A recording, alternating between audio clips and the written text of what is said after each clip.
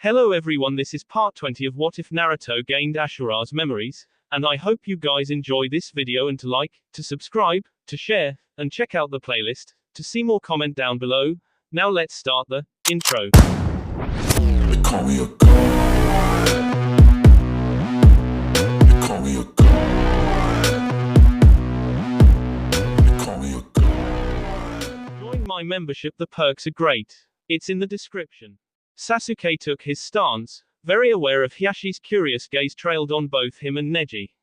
For once, to quell the clan head's curiosity about the Jogan, he'd agreed to let the man join them. So, they were atop the Hokage mountain again, a simple barrier activated, to keep the session as private as possible. So, show me your eyes, cousin, he called with aggron. The past few sessions had been to figure out how much chakra it took for Neji to use his new eyes and how long he could keep them active. Now, it was time to test them in direct combat.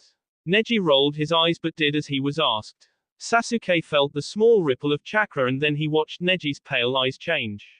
During the first few times, he had to activate the Byakugan before assessing the Jogan, but now he could go for the higher level straight away. Sasuke hummed. It had been established that Neji could still see the chakra pathways, just as good as before, and it had also been revealed that he could see the small threads that connected dimensions. That, Sasuke mused, was odd. From what he remembered, only the Rinnegan Sharingan had been capable of seeing, creating and trespassing such dimensions. Neji just barely took his stance, but Sasuke didn't wait for him. He attacked straight away, but Neji wasn't as taken aback he would have thought. Neji's moves seemed clumsy, very much unlike him, which made it easier to fight, Sasuke noted.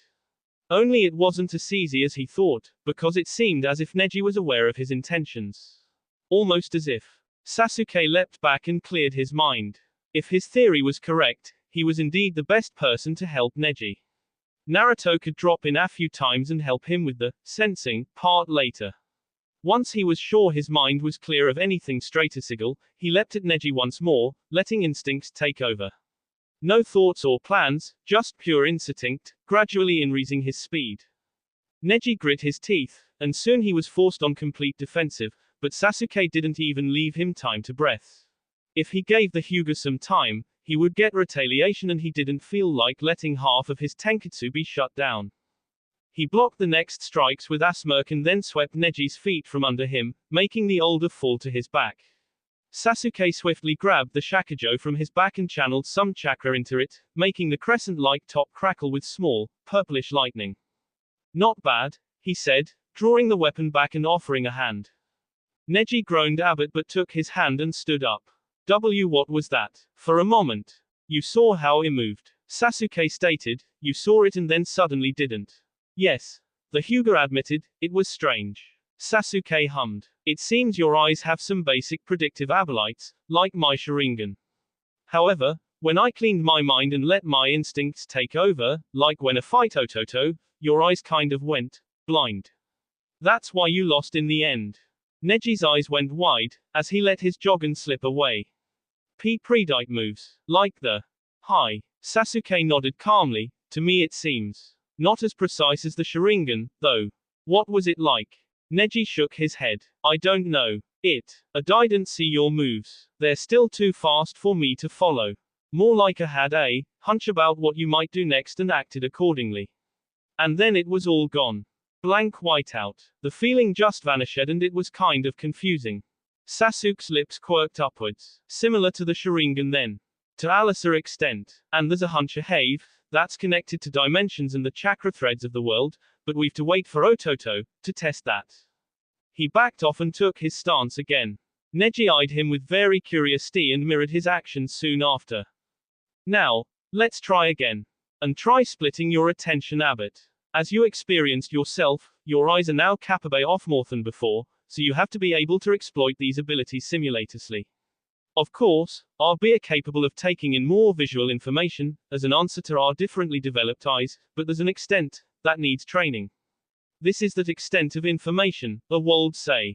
Alright, I'll try. And Neji, hi. Sasuke's lips twitched upwards. Remember, that to succeed, you need to be in balance with yourself and with nature.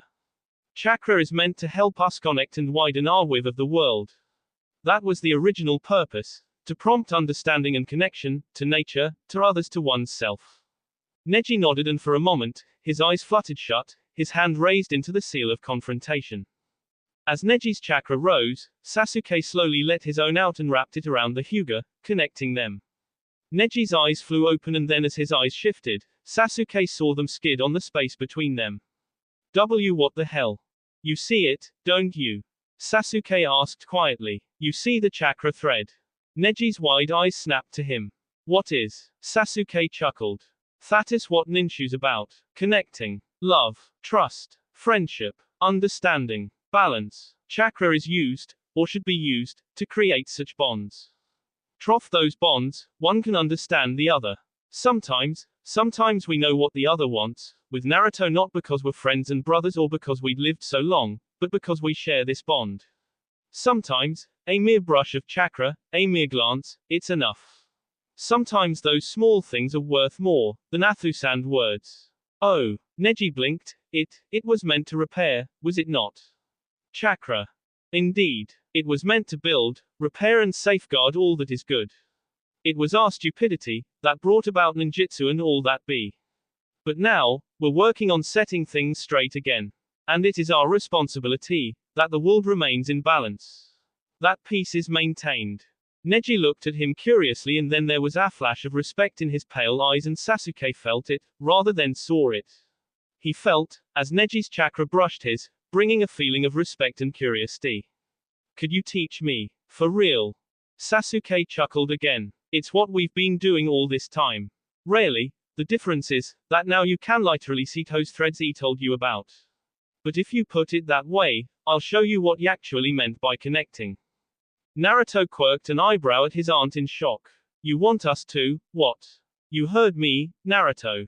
The Raikage wants to meet with me for some discussions, and I want you and Sasuke to be part of my escort. Violet eyes blinked at her in shock. Tsunade's brown eyes matched his gaze without wavering. But you have your guards, Rado, Genma and Awashi.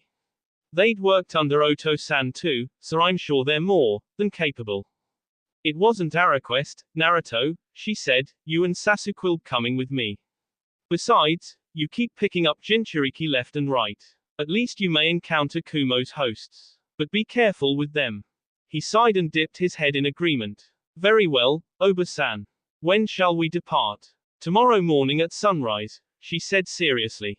Naruto sighed in relief when they spotted Kumo. The tall mountains and the mist cradled the village like a mother cradled her child. The closer they got, the more his senses picked up at the numerous chakra signatures. He was already looking for Matatabi and Gyuki. His siblings' chakras were big and unique, so even if their hosts were just on the edge of his senses, he could identify them. Ototo, pull your senses back, Abbot. His brother scolded mentally. We don't know how Nisama and Nisama might react to our presence. And I didn't feel like fending off a mad Matatabi. Knowing her, she would try clawing my eyes out. Naruto sighed and did as Sasuke told him, but not without throwing him a look. She wouldn't do it. Sasuke's Sharingan scanned the surrounding area. It has been constantly active ever since they left the village. Actually, with things getting heated again, his brother was falling back to the habit of keeping his Sharingan constantly active. In the past, this gesture, showing his Sharingan all the time, had been the first sign of the growing distance between them. Now it was a sign of Indra's overprotectiveness. It was cute, Naruto thought, even if his brother knew he could take care of himself. You never know, Ashura. Sasuke said softly, almost sadly. For once, I agree with Indra without hesitation, Asura-kun. Kurama piped up. There's been a wedge between the 9 of us for a while. It might be improving with Shukaku, Isabu and Chome in the fray, but Matatabi and Kokuo are an entirely different thing. We must be careful with them. Naruto sighed softly, as he drew back his chakra. Alright. We're almost there, Hokage-sama. Genma said. Tsunade gave an acknowledging hum and they continued forwards. Sasuke felt the Raikage's gaze on himself and Naruto, as they stood behind Tsunade, as her guards. The two, who stood behind the Raikage himself, were outstanding for sure. Both had powerful chakra. The blonde one has a strong affinity for Raiten and Inten. Naruto said. The other one, his chakra is advanced. That, almost like Kekkei Genkai. Suten and Rayton, I think. Strong. It would help if we knew the names, but I can go without that. Noted, Ototo, he said. Unlikely choice of support, I must say, Hokage Dono. The Raikage spoke, his dark eyes trailed on them. They're rather young. He hides it well, Naruto chirped merrily, but our presence sets him on edge. I think, I like our bingo book pages even more than before. Sasuke almost laughed. So do I, Ototo. So do I. And very capable of doing their assignments. Soon it counted evenly. Otherwise I would not have chosen them. The Raikage's eyes flickered to them and Sasuke heard the soft snicker of his brother in his mind. This would be an interesting few days. Yugito sighed, happy to be finally done with her day. The mission had been rather tiresome. Now she wanted to do nothing else, then return to her home, eat and relax a bit. Some time in bed would definitely do good after a hot shower. I sense them. Matatabi whispered, half excited, half fearful. It was odd to hear Abiju's tone so cautious. Yugito stopped, her eyes darting around the lively streets of her home. Sense who? She asked in confusion. She really hated when her partner spoke in half sentences. Them. The Konoha duo you read about. And, they really have familiar signatures. Powerful. Be careful, Yugito, she said. Continuing her trek home, maneuvering through the crowd without a problem. We're home, Matatabi. I heard that the Godime Hokage was coming for some discussions, but none of her escort, even if those two are part of it, would dare to do anything out of line. It would endanger the shaky agreement we have with Konoha. And gods know Konoha wouldn't be willing to go into another war, she said. If there was one thing she knew for sure, it was that she was safe. Inside her own home, she was safe. A few minutes later, she spotted her home.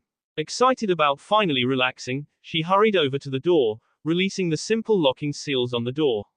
She wrapped her hand around the handle. Hello, Nibi-chan. A voice drawled, snapping Yugito out of her musings. It was a voice she'd never heard before. She whirled around to find a young teen standing in front of her. He had sun-kissed skin, alluring violet eyes and 3 whiskers on each of his cheeks. There was also an odd, pupil rhombus-like marking in the middle of his forehead. 2 strands of his hair were wrapped in white bandages and he wore odd clothes, new, yet the patterns were not so common. Mesh shirt, black pants and the white haori had black magatama pattern around the high collar. A black-clothed Konoha headband hung loosely around his neck, while a silver pendant rested above his heart. It read, 9. The utility belt that hung around his waist was heavy with storage skulls and shuriken kunai holsters. But perhaps, the oddest addition was the weapon on his back. It had a circular design with rings. A shakujo, Matatabi said, her voice full of shock. Who are you? Yugito asked, opting to ignore her Biju for now. The fact that this Konoha stranger knew who she was disconcerting. Why had they let him into the village? The blonde arched an eyebrow. Hasn't Nisama told you about me? He asked in surprise, just a little bit of hurt creeping into his voice. Yugito scowled. Look, I didn't know who you are, Kona-san, and I definitely didn't know who your sister is. Don't know? He asked, echoing her, almost disbelievingly, but his voice quiet, careful not to draw attention. She's sealed in you. How can you not know her? Yugito's eyes went wide in shock. What the? Matatabi, is he talking about you? Yugito, her partner called, let him into the house. I want to know for sure. Are you? She tried, only for her Biju to see her off. Trust me, please, the Baconeko pleaded. Yugito sighed and gently opened the door. She threw a look at the stranger. Come on in, Senju-san. But if you try anything, I will make you regret it, she warned. The blonde raised an eyebrow at her and then he chuckled. You coldtree, but you would fail. I'd say we're evenly matched. Biju-wise you are outmatched, not that Nisama would ever raise a claw against me. If there is someone, it's certainly her, who still remembers our father's teachings of Ninshu. And she'd always had a soft spot for me and had been rather shameless about it, weren't you, Mata Nisama? What? Yugito murmured, eyes going wide. Just let him in, Yugito. Her partner insisted. I'll explain later. Still wary and even more confused than before, Yugito sighed and waved at the blonde to get inside. Calmly, the blonde slipped into her home and as he took off his shoes, He turned towards the door and Yugito watched as he drew a barely visible symbol into the air with chakra. It shimmered for Abbott and he murmured words that made no sense to her. Ninshu, Rikudo no Shukufuku. Shinobi Creed, Blessing of the Six Paths. The symbol turned gold before it dissipated and Yugito blinked. What was that? The air felt lighter, yet at the same time, nothing seemed to be different. He blessed the place. Matatabi said calm yet Abbott taken aback. From what Yugito could sense, the blessing would bring you protection and good luck for a while, considering how strong his chakra is. Yugito blinked. What? I thought he was Ashinobi, not some priest. Matatabi chuckled. I don't think he'd appreciate being called a priest. Especially not in this time, when the world is overtaken by shinobi, in a sense. But he is, maybe, or Ashinobi, or both. Yugito shook her head and gestured at the blonde and led him to the sitting room. May I bring some tea? The blonde smiled. I appreciate the offer, but I will decline, thank you. Please have a seat. I would like to speak with you, and from that expression on your face, Nisama's been whispering this and that, correct? What do you mean by that? She asked, narrowing her eyes, as she sat across from him. The blonde chuckled. I meant your Biju partner. She's my sister. My name is Senju Uzumaki Naruto, a pleasure to meet you. May I know my fellow Jinchuriki's name? Yugito blinked again, eyeing him a bit strangely. The blonde was odd, for sure. Ni Yugito. He dipped his head. A pleasure to meet you. Would you mind if we summoned Ma? Wait, do you know her name? Has she told you? Yugito took a deep breath. This was getting confusing. An A-rank Konoha shinobi randomly turns up at her doorstep, talks nonsense, blesses her house like a weird priest, and now he was asking if she knew her Biju's name. Not to Mishin, he kept referring to said Biju as a sister in a rather old-fashioned and respectful way.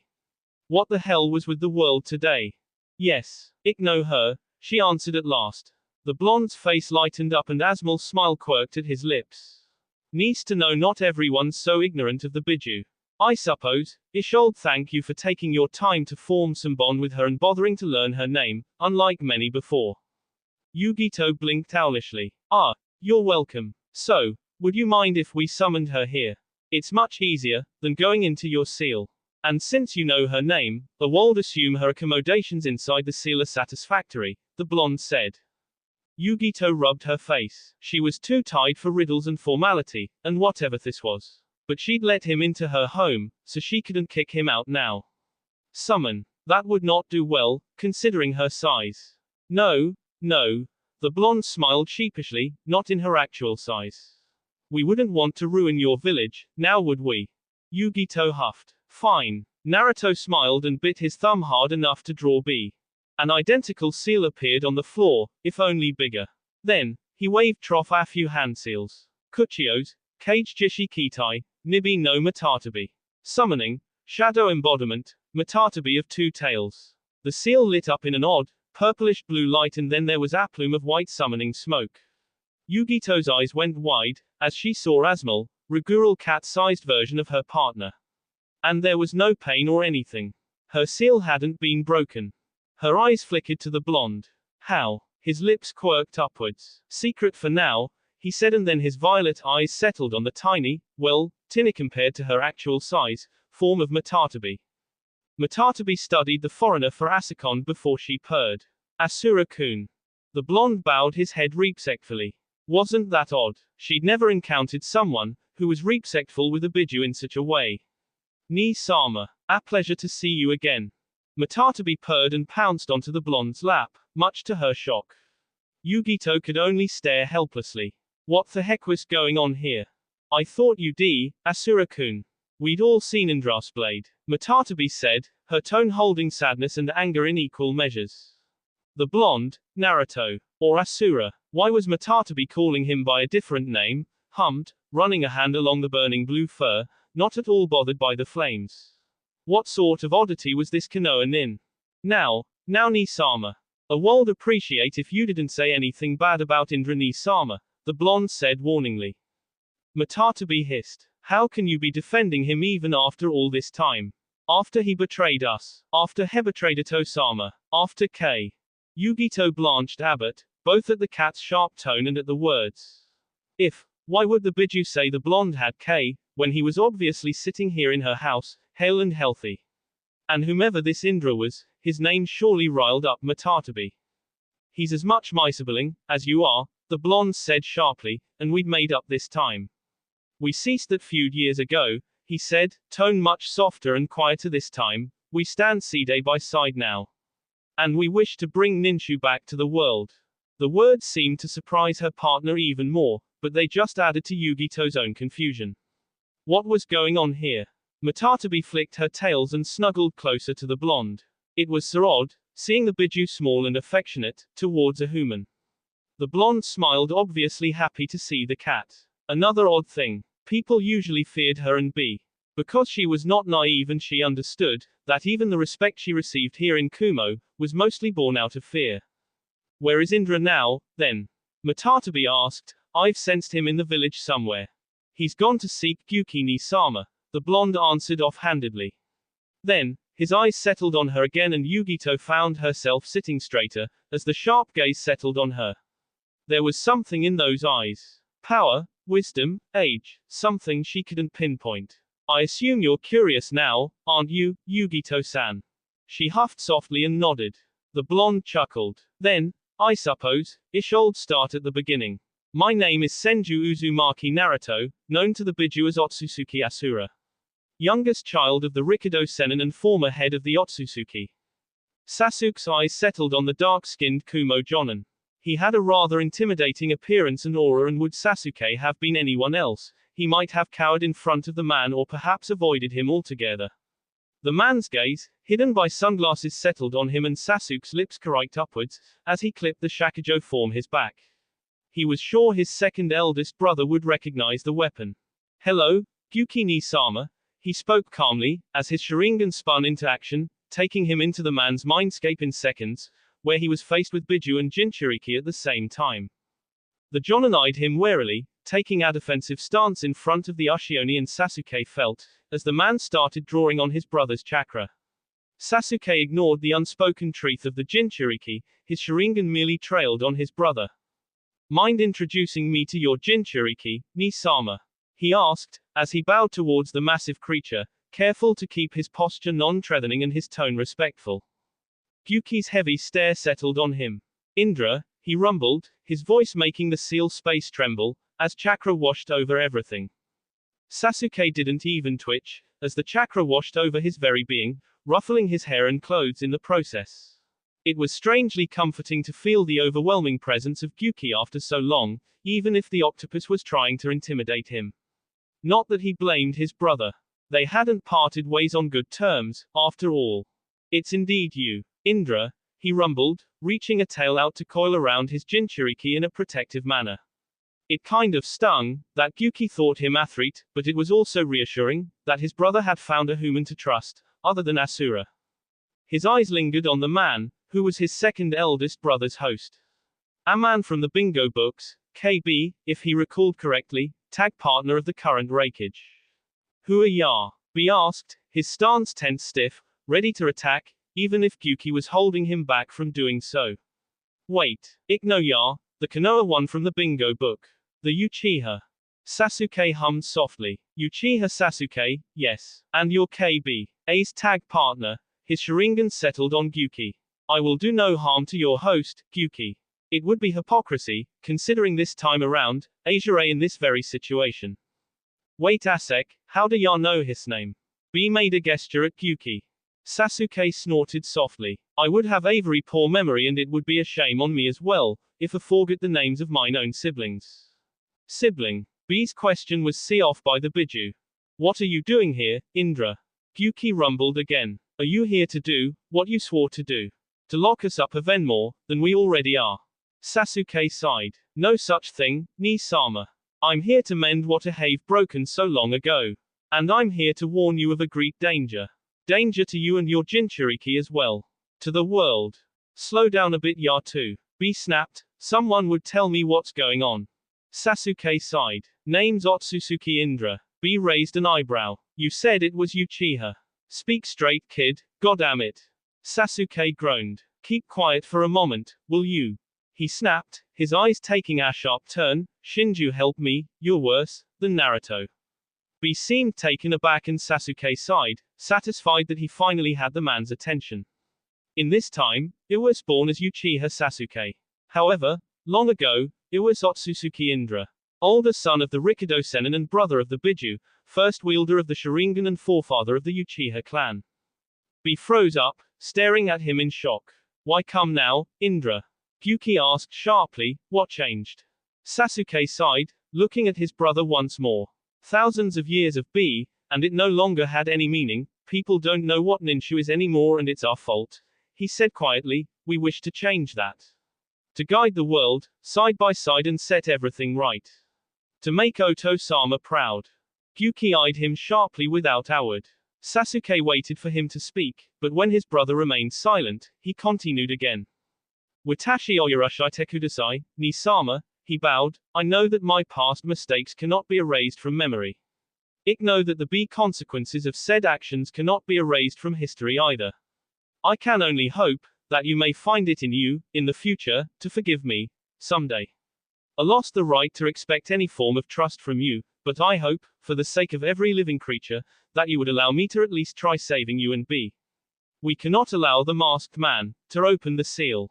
Masked man. Gyuki murmured, the one who controlled the fox.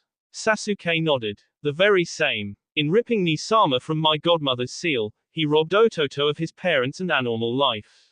He got hold of Yagura and Sanbi as well. We only managed to free them a while ago. I fought him, he sighed, he has only one eye, from our observation, but his visual prowess is great enough to enslave you, to break your seals. He wishes to bring calamity to the world with the Shinju's power. Gyuki blanched, as if he'd hit. How does a human know of the Shinju in this time?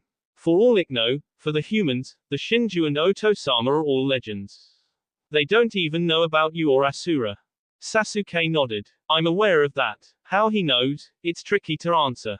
Complicated at the moment. It involves past and present at the same time. I am afraid we don't have time for such explanations now. The Oniashi huffed. Let's say I believe you for now. But give me just a small reason, the smallest one, Indra, and I will make you regret turning traitor. Sasuke winced on the inside. On the outside, he kept his calm facade. He should have expected such acumen from Gyuki. Always protective of his younger siblings. I only wish to mend what has been broken, he countered quietly, to see the world safe. Very well. But make no mistake, Tsuki no Urashi, long is the road to your redemption, his brother rumbled warningly.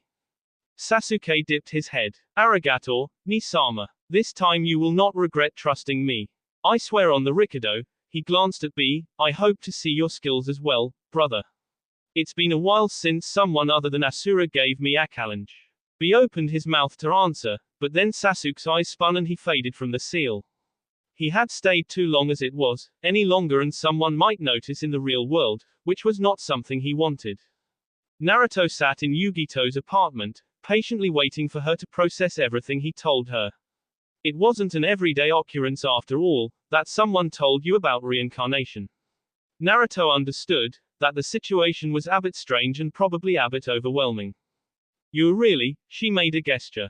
He is. Matatabi purred. Come now Yugito, I recognize my own Ototo. Yugito sighed, rubbing her face. What should I call you then? Naruto smiled a bit, sensing nervousness from her. Shock, respect and a good amount of nervousness. Naruto, in public. Otherwise you may call me Ashura, as well. She eyed him for a moment, unsure and then nodded. Shall we find B, then? I would imagine you want to meet him as well, Asura-sama. Naruto twitched a bit. Nah, none of that formality, Yugito. You're practically family, as Matatabi's host. And I hate when family's formal. You say. Matatabi purred and Naruto rolled his eyes. That's entirely different matter, Nisama, he said. Matatabi huffed and jumped from his lap. With his sister gone, the blonde stood up. Let's find Gyuki, then. Matatabi purred and then she was gone in a plume of smoke. Yugito looked at him. Fair warning. B is his own species of human, pretty hard to deal with so. Naruto chuckled. I doubt he's harder to deal with than Indra Ni-sama. Nothing to worry about Yugito ni. Yugito blinked at him. Did you just? He grinned. The Biju are siblings and that makes their Jinchuriki siblings too. One big family. The blonde woman blinked and then Asmal's smile appeared on her face. You know, no one's called me family in such an easy manner in a very long time. It's nice. Sasuke kept his eyes closed for a moment, after he felt his consciousness snap back into his own body. When he was sure he had his bearings, he opened his eyes, this time without the Sharingan, and looked at the older man. How old are you then? B murmured. Sasuke's lips quirked into a half smirk. Physically I'm not over my second decade. Mentally and spiritually, way too old for you to truly grasp it, B-san. B opened his mouth to say something, but they were interrupted by new arrivals. Two of the three had the dark skin of Kumo natives. However, it was the female, who caught Sasuke's attention, sharp molten gold eyes and fiery red hair. She could have passed for an Uzumaki. Sense, the redhead called only to see herself off, as she saw him and her eyes narrowed a bit. What is a Konoha nin doing here? He's part of the Hokage's escort. B said calmly, and we crossed paths. Ni-sama. The Kumo group perked up at the call and Sasuke smiled, as his eyes landed on Naruto and a blonde woman, who was obviously with him. Oh Toto. Oh, I see you found her as well. Naruto gave Asmal chuckle. Not so hard. The place is full of Raiten and Suten uses. Her shaka is so blatantly searing, that it's almost like yours. I've yet to meet someone, who has better grasp of Kaiten, than you. Sasuke snorted. You can go looking, if you want. Nay, don't be so mean. Naruto pouted. I'm not. He looked at the blonde woman next to his brother and nodded. Pleasure to meet, Nibi. Naruto grinned at KB. Hachibi. B's expression was one of shock. That, Sasuke decided, was the best part of the day. QB. Their presence set the Raikage on edge. That was a fact Sasuke had come to deal with. And now, few days into their stay, both him and Naruto had come to linger around B and Yugito, which obviously set the man on edge even more. The fact that B constantly kept his team around, Samui, Karui and Omoi, didn't help much either. From the Raikage's expression, the man had told off at least one of the two Jinchuriki about lingering around him and Naruto. And the man was obviously displeased that Yugito and B ignored said warning. B even dragging his team into the little party. Not that Sasuke minded being around them. They were a welcome change from the Konoha group. He might even have been growing fond of the brats, they may have been the same aga as him, physically, but it was obvious they were not entirely grown up, just a bit. If only Karui and Omoi could shut up. Gods, that redhead was way too much like Naruto. It was goddamn annoying. He scowled, flashing his Sharingan at her. Could you two keep it down? Honestly, just let it go. The redhead's golden eyes narrowed on him. Oh, you think you know better than we do, cause you're already a jonin. Sasuke's lips curled upwards. I don't think, ik know it better, woman. Ik know. What was that? She growled out. Ni-sama, must you poke at her? Naruto murmured from his spot perched on a rock with Yugito. They were discussing something that Sasuke guessed involved Jinchuriki. I've absolutely no idea what you mean by that, Ototo, he countered, without looking at the blonde. I just said, she should keep quiet. Or maybe you should stop being an antisocial jerk. The redhead snapped back heatedly. Sasuke's eyes narrowed on her. You know, I never let anyone talk down to me like that, he growled. You got to wait a few years before you try talking me down, kid. She scowled. With the same age, damn it. You just think you're a big boy cause you're already a jonin. But if you wanna fight so much, then show me what you can do. Fine with me, Red, he countered, walking towards the center of the training ground. Her eyes narrowed in anger and she hurried after him. Oni-sama. Naruto whined, we're here to mend relationships, not start another war, just cause you make a tengufoot out of a fellow Jinchuriki student. I won't start our. Sasuke said flippantly, I'll just teach her the value of silence, Ototo. That's entirely different. Oh, you. She drew her katana and Sasuke grinned. He took his stance and pulled the shakujo from his back, pointing the end of it at her. She raised a skeptical eyebrow. You think you can win with that? Sasuke smirked. I know I can win. Hey, hey. Naruto appeared between them with a speedy shunshin. Plainness. And wait for the start, damn it. Sasuke rolled his eyes, raising his right hand in the seal of confrontation, to flare his chakra a bit. The golden eyes narrowed and she did the same. Naruto's violet eyes jumped between them for a moment and then he sighed, when he realized there was no way out of this match. Hajime. Sasuke shifted his shakujo and disappeared in a burst of speed. Thehiration may make his brother faster, once he mastered it, brother had more natural speed. Ashura had been more for strength and stamina, from the start. Their weapons clashed, as they met in the middle of the field and Sasuke couldn't help the smirk that appeared on his lips, as the redhead noticed the force behind his strikes, despite using a supposedly ceremonial, non-lethal weapon. Karui scowled at her teammates, as they left the training ground. You totally lost. He wiped the floor with you. Omoi smirked. Karui growled. Shut your mouth, or I'll wipe the floor with you. She snapped back. Samui deadpanned at them. Really? What happened? It was as if he confused you. I've never seen you fight so uncoordinatedly. She scoffed. I don't know. He avoided his eyes, so it wasn't a genjutsu. He was simply faster. Their sensei spoke up, and he used that to his advantage. More experience in fighting does that.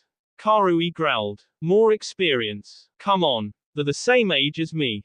And both of them are already a rank shinobi, B pointed out, uncharacteristically serious for a moment, with an approach with caution order, and those below a rank were warned to flee if they see the two together. Karui grunted. Uchiha Sasuke, Karui noted, was an enigma she'd never seen. He was completely composed and professional, when around the cage. Detached Abbott, when it came to interacting with her and her, even. Detached and composed and professional, and almost archaically formal. No. In fact, his whole speech pattern seemed to be outdated sometimes, mostly when he spoke to Naruto. Those two had the oddest bond ever. A Shinju and Uchiha, she would have thought they might try to thwartle one another. But no. Instead, they treated one another like brothers. She knew from Yugito that there was only a few months of difference between them, making Sasuke older. Yet he acted as if he were a year older than the blonde, responsible for his well-being. It was confusing and cute at the same time. Because when the two interacted, it seemed the walls he had around himself disappeared, just for Abbott. It was as if only the blonde could see who he really was.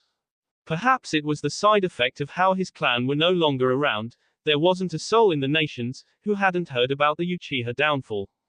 Shaking her head, she headed to her favorite food stand, which sold local specialities.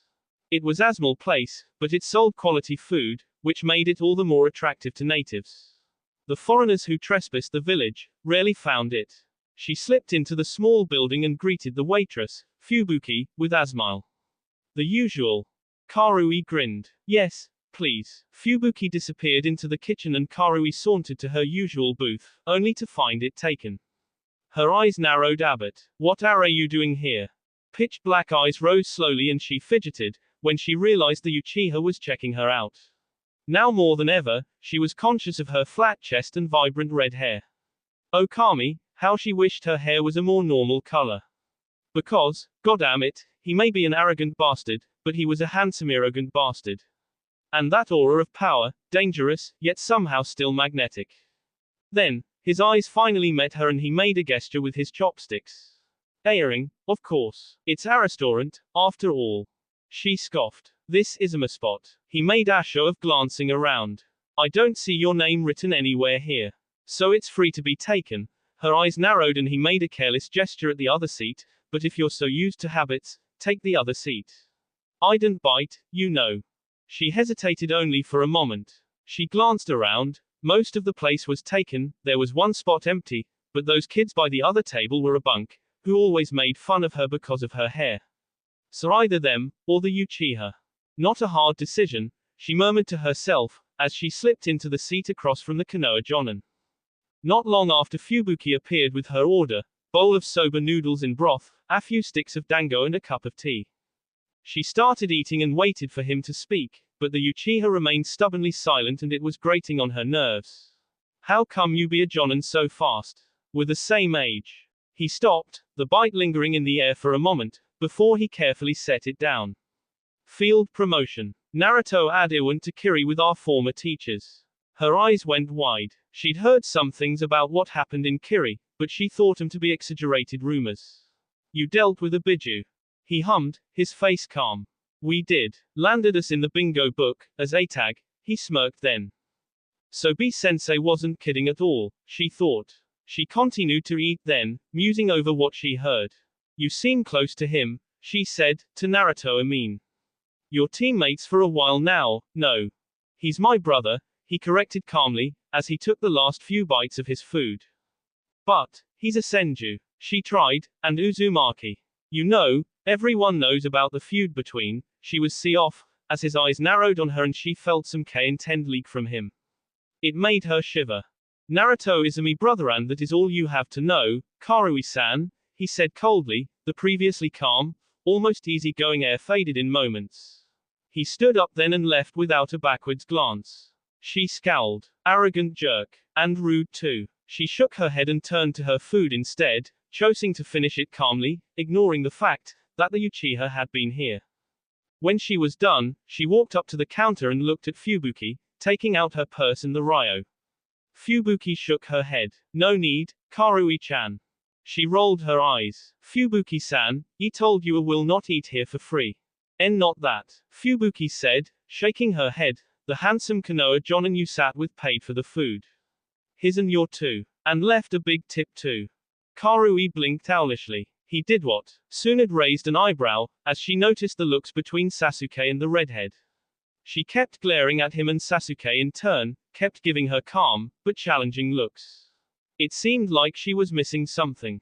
So, when they were done for the day and she waved off her escort to have some time off, she stopped Sasuke. Is there something I should know about? The Uchiha blinked at her, finally allowing his Sharingan to fade. He was keeping it active most of the time, which was a bit unnerving for the other party. She was surprised the Raikage hadn't yet made a comment about the active dojutsu. Knowing the man, he would have taken it as a hostile gesture. Know about what? Sasuke asked, raising an eyebrow. What do you mean, sensei? Oh, come now. I've seen the looks you keep throwing to the feisty redhead. Is there something between you? Sasuke's eyes narrowed, his face becoming cold and hard like stone. Nothing at all. She's just annoying the hell out of me, but nothing for you to worry about. It does not interfere with my work. She gave him an amused look. You know, I've seen how you two act around one another. Perhaps she likes you. Charcoal flared into glowing red for a second and then it was gone. Sasuke scowled. Don't be ridiculous. I'm not interested in pursuing a relationship. The last one I had ended in big enough disaster, his tone low and dark, chilling her to the bone. Then, without any other comment, he walked out. She blinked in shock, watching her student leave. Odd behavior for sure. Sasuke scowled. Him and Karui. Come on, the girl was pure annoyance. Naruto was a lot like that, but Naruto was his little brother, so he was obliged to put up with that behavior, to an extent, and scold him. If he went overboard, that's why he was the older brother.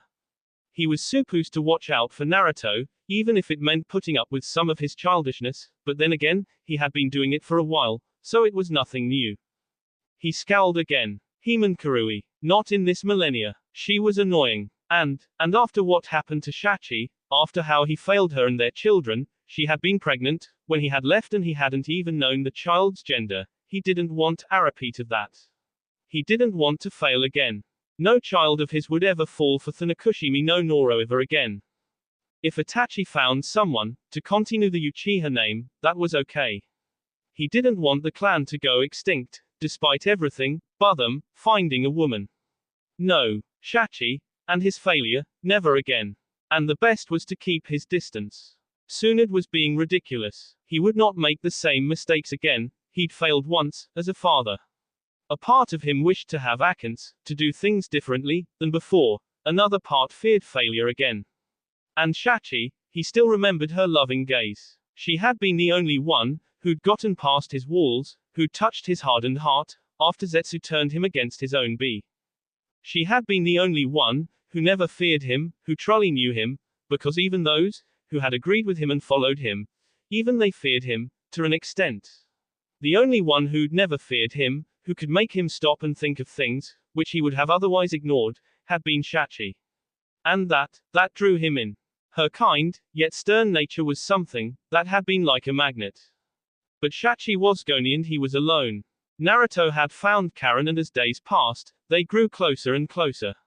He was happy for his ototo, but he doubted how old ever find happiness. He wasn't sure he even wanted to find someone, only to disappoint and lose them again. He had to admit though, Karui was in some ways like Shachi. No, don't think like that. Even if she is like that, that's the very reason she has to stay as far from me as possible, he thought, shaking his head. He grunted softly, leaning against the metal railing atop one of the cliffs, looking down at the village. This wasn't as tall as the Hokage monument back home, but it still gave fine whiff of Kumo, and even with the cloudy grayness and the patches of green, Kumo had a different, cool beauty to it. The air was heavy and he could tell it would rain soon. Hey, what are you doing here?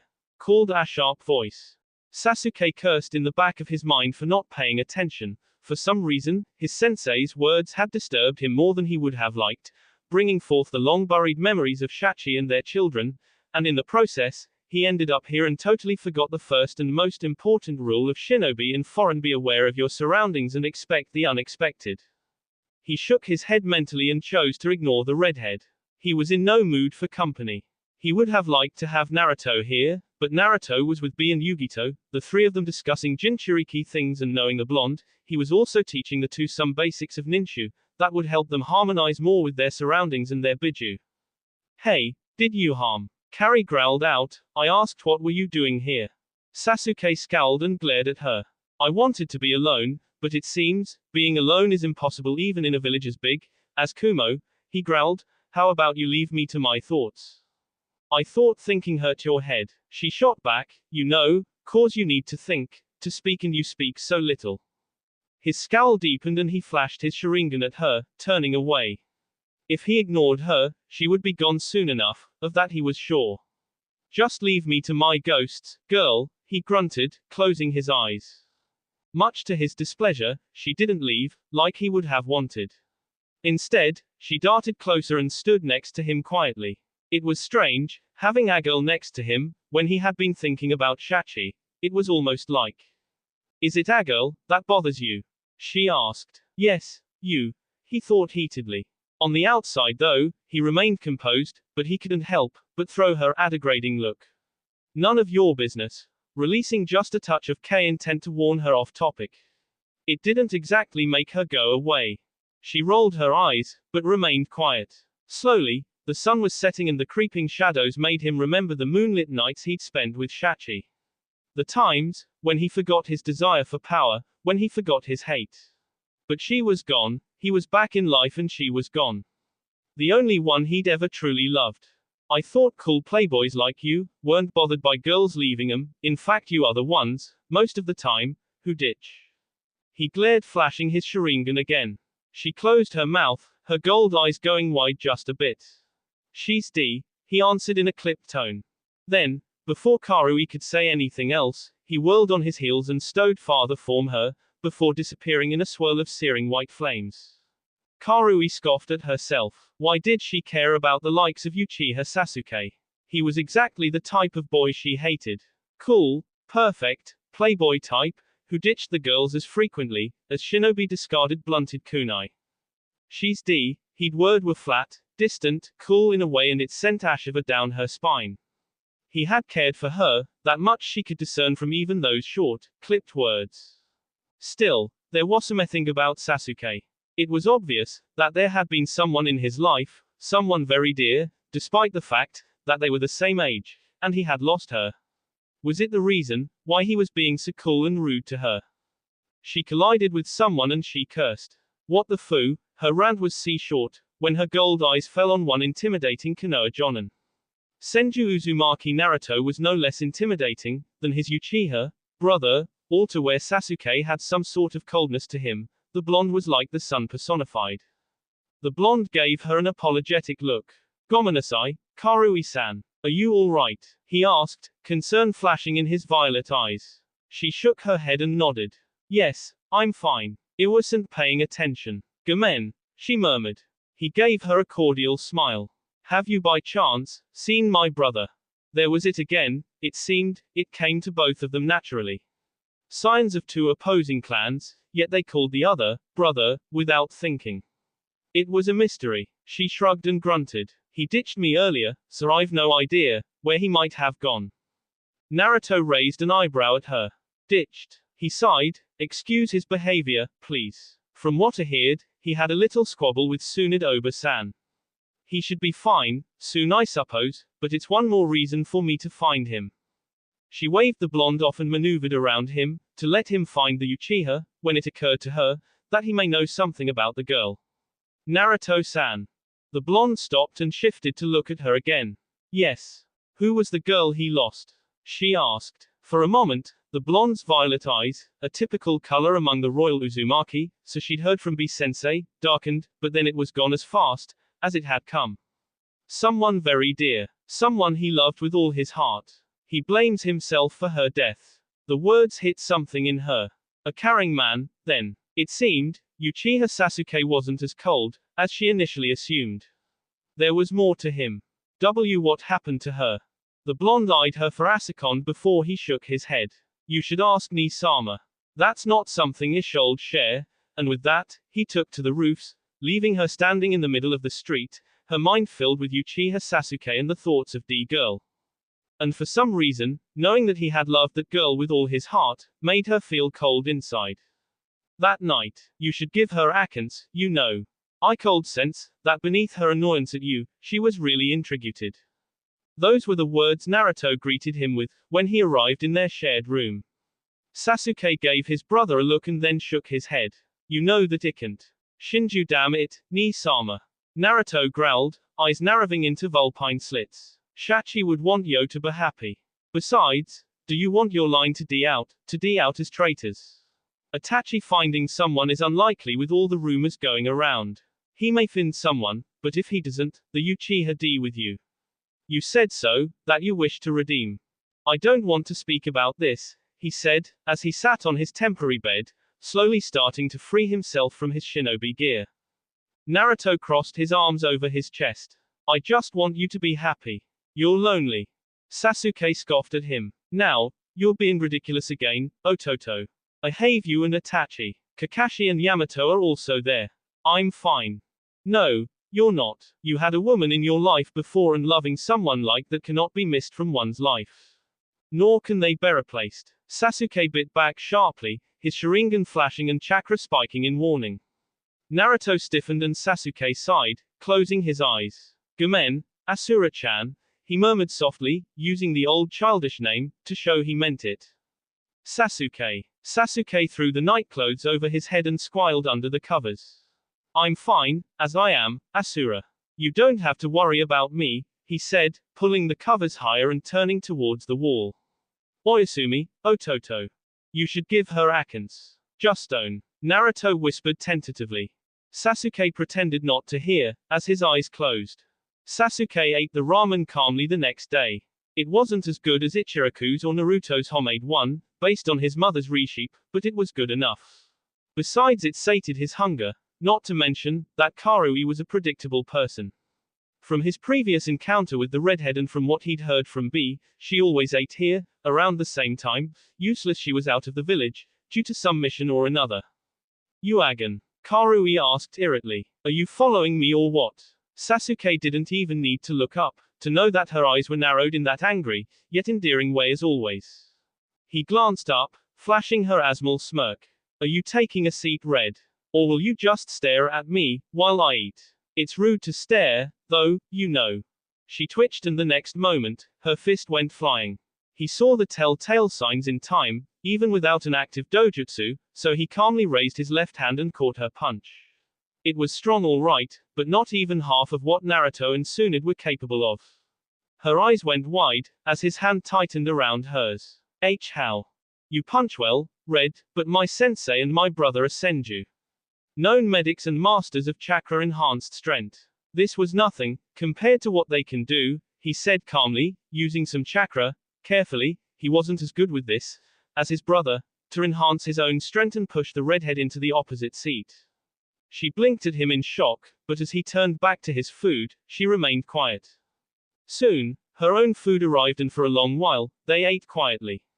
However, predictably, very much like Naruto, she couldn't stand long stretching silence, so she spoke. Who was she? she asked quietly.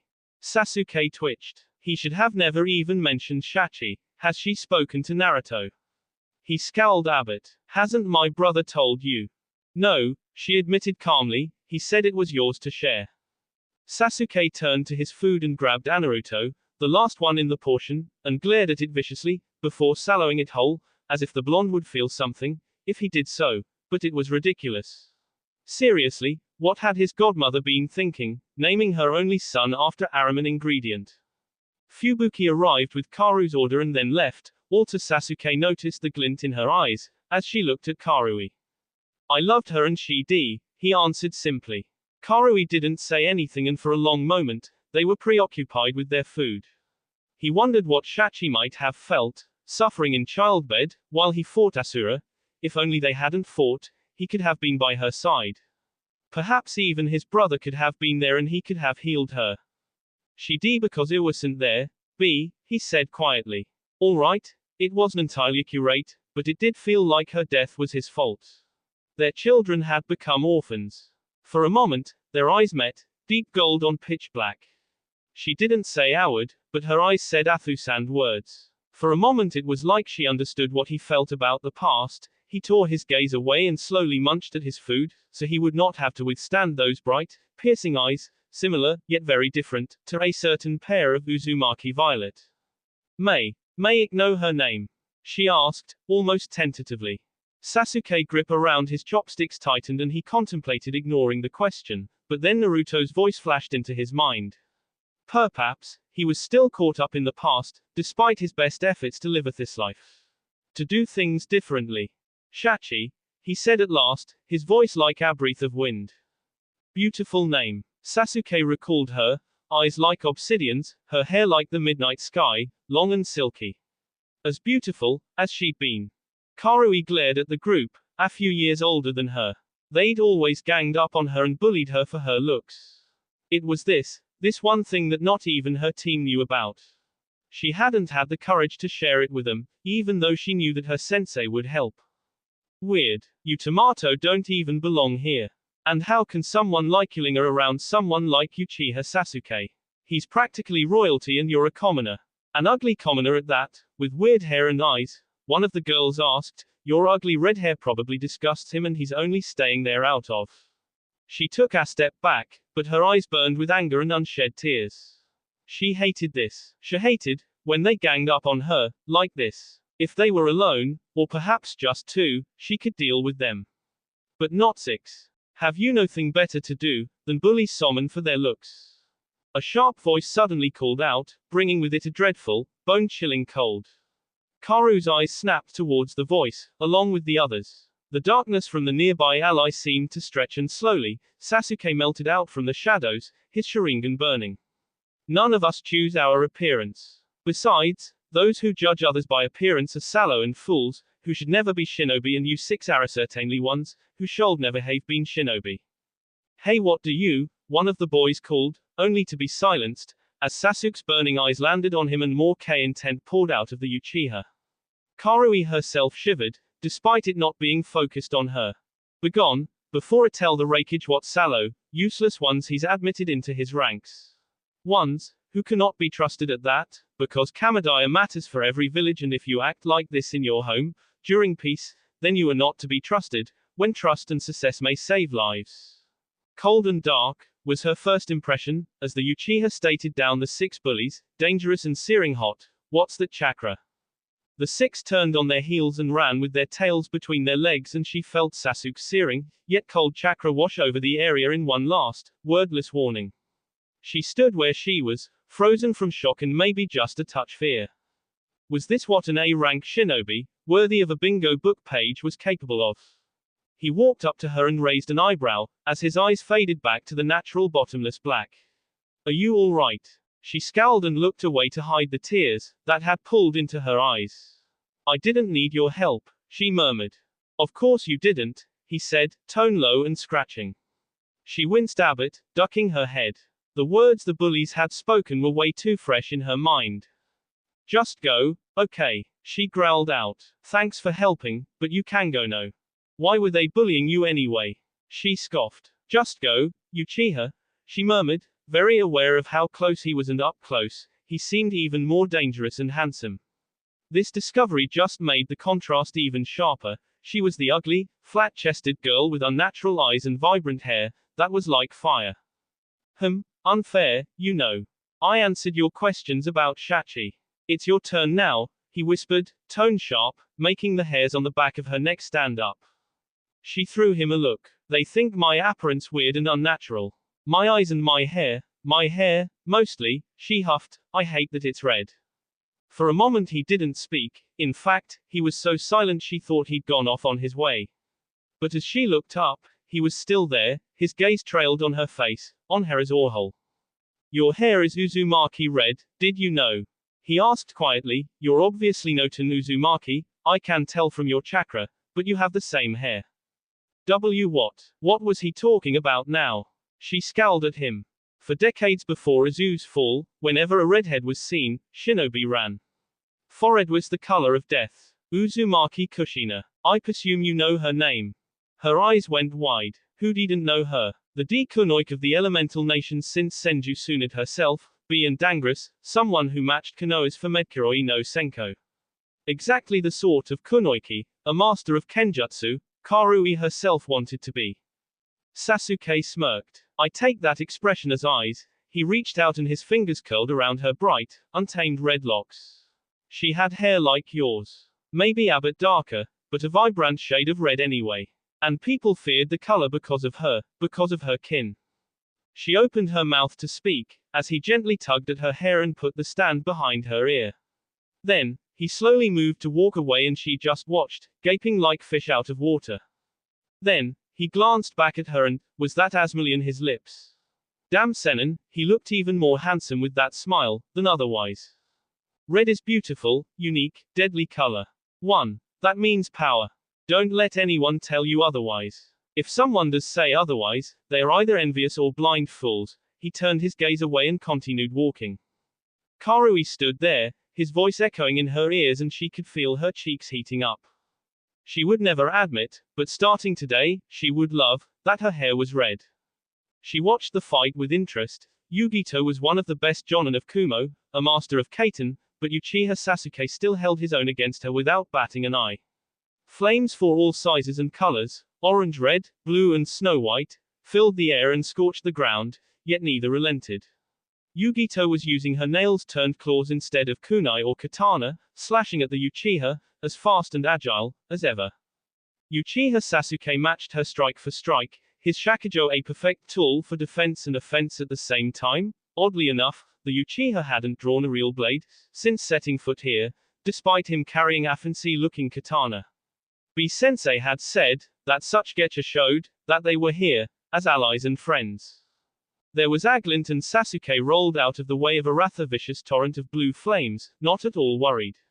For a moment, their eyes met and her breath caught in her throat. Instead of the three tomo in his eyes, like before, it had a star-like pattern. Mangekyo Sharingan. B whispered. Karu's gaze snapped to the man, but the next, it was back to the two combatants, just in time to see the strange pattern swirl swiftly, as Yugito fell. However, before she hit the ground, Sasuke caught her and lowered her Asmal amused smirk playing on his lips. Looks like it was right in the end, hey, Yugito ni. She raised an eyebrow in interest. Why would he call her that, when they just barely met? B was there in a moment, picking up Yugito and saying something to Sasuke, to which the Uchiha shook his head and murmured something else. B was gone and Sasuke made his way towards them, and their eyes met again. As she looked at the beautiful pattern, she wondered how he had gotten such eyes. Eyes so beautiful, powerful yet filled with pain and sorrow. She wondered what was the story behind those eyes. Sasuke huffed, leaning against the railing again, watching the village.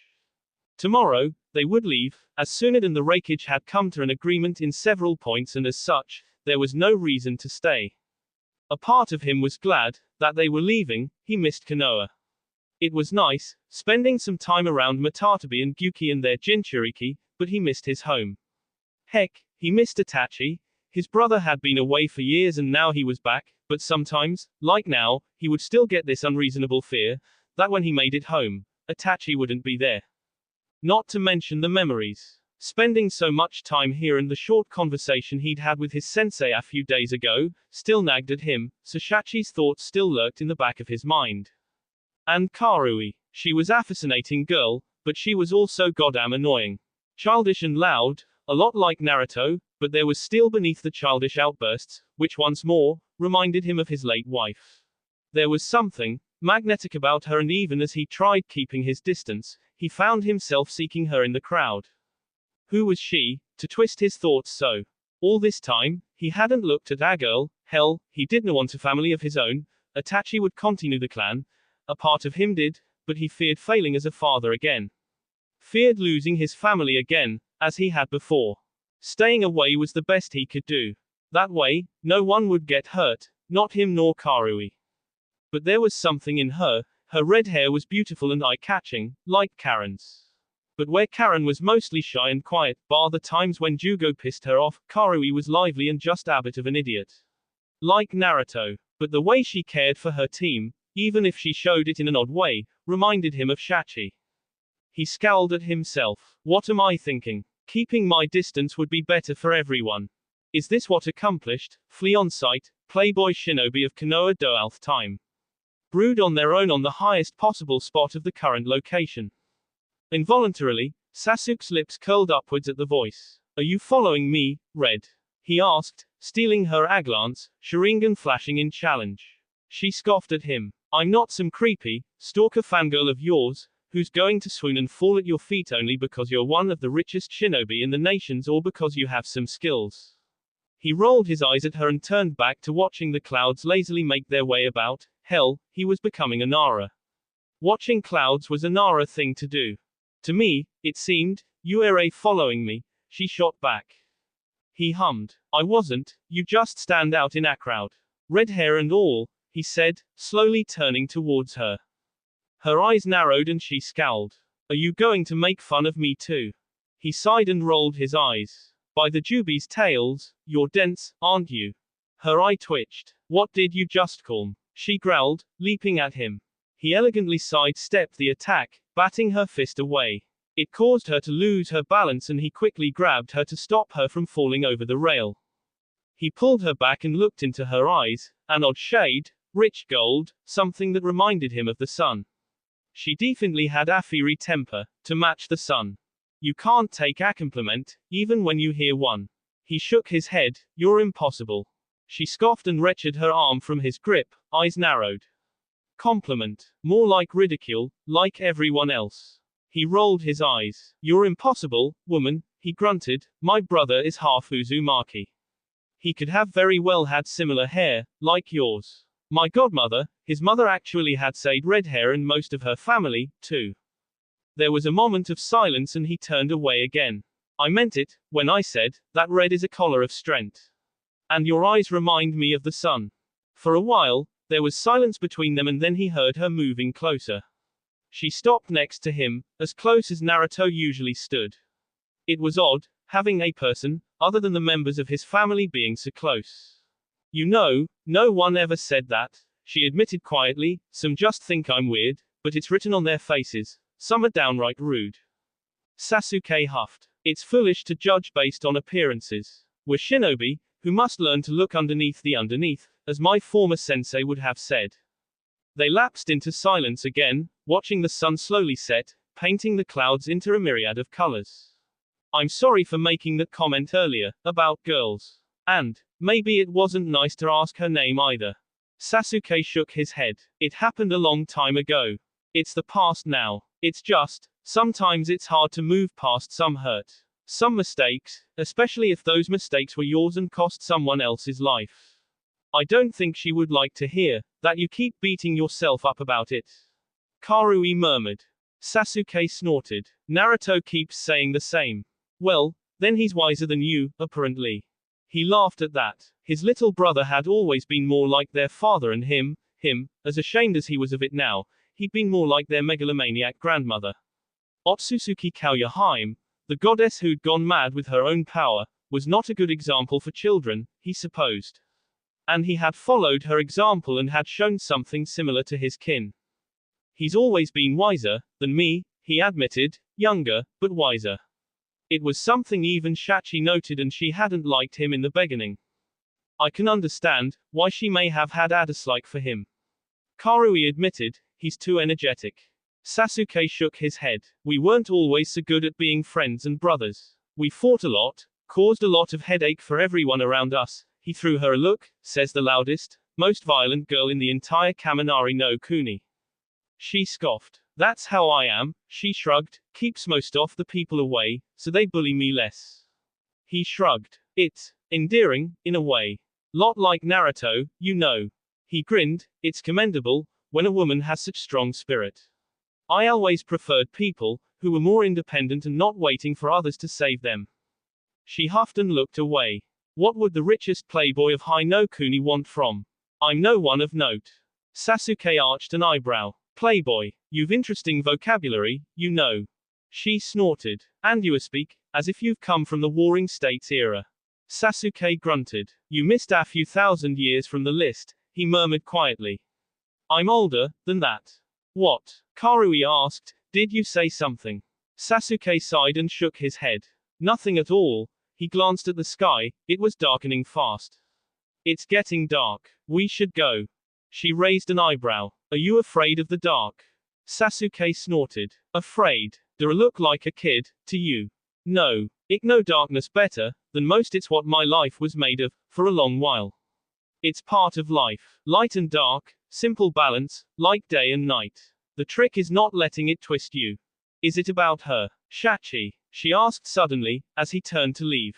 Sasuke twitched. It's about a lot of things. And even if it was solely about Shachi, what is it to you, Red?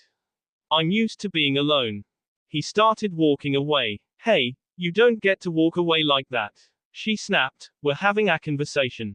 You're mistaken, Red. There's a difference between interrogation and conversation, he answered coolly. Ever since she'd come around, she'd been poking at his walls, at his little bubble of safety, and he didn't like that. The only ones he'd allowed past that bubble, in forever, had been Ashura and Shachi, and it was how it was okay. He had almost lost Ashura. He had lost Shachi. Any more close to him, and he'd lose them. That was not an opinion. No more misery, no more B will be accounted to his name. If he was alone, he was safe. Naruto and the Biju didn't count, as they could defend themselves just fine. Why are you being such a jerk? She growled. One moment you make it seem as if you want something from me, and the next you walk away and leave me without answers. He stopped and slowly glanced back at her.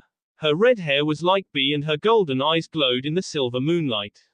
She was beautiful, just as beautiful as Shachi had been. Perhaps even more so.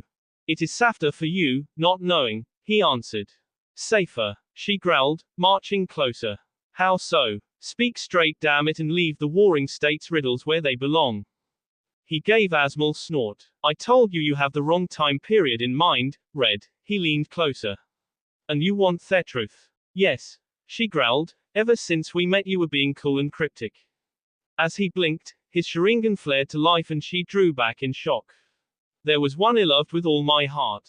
And instead of working to build something better with her, Ile darkness take me. Everyone I loved, I lost. His eyes morphed into the higher level. See these eyes, Red? She stood frozen, her golden eyes wide. See these eyes? He asked again. She gave a small nod. These eyes were born of sorrow and hate and regret. There's something in you, something magnetic. Something beautiful. Something that makes even Shachi look ordinary. He took a step back, and that's why you should stay away. A world hate taking something so intriguing from the world. Her eyes went wide. Did you just say you?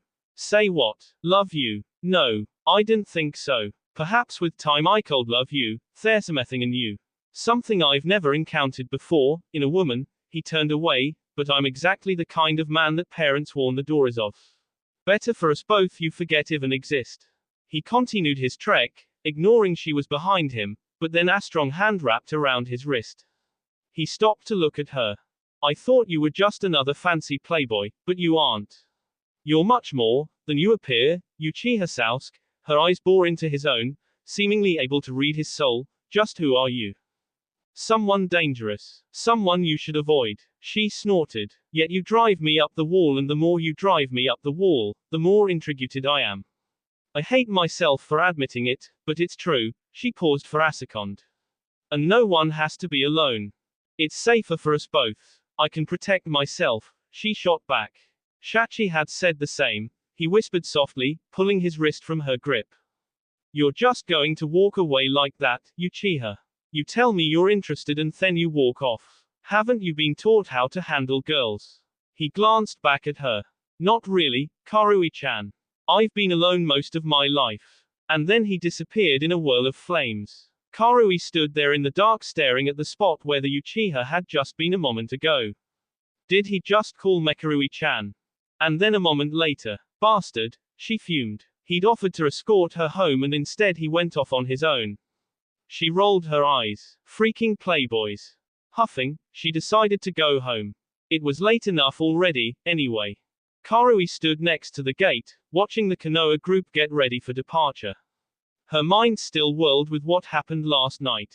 She wanted to speak with Sasuke about that, but she had no time. He was leaving and she was still confused. What did all he had said mean? Did he want something from her? Did he mean those kind, encouraging words? Or were those words all affluke? The silver tongue of one, who was way too used to dealing with the fairies and then throwing them aside, once tired of them. She had no idea. Reading Uchiha Sasuke was impossible. One moment he was caring, charming, the next he was a cold, antisocial jerk.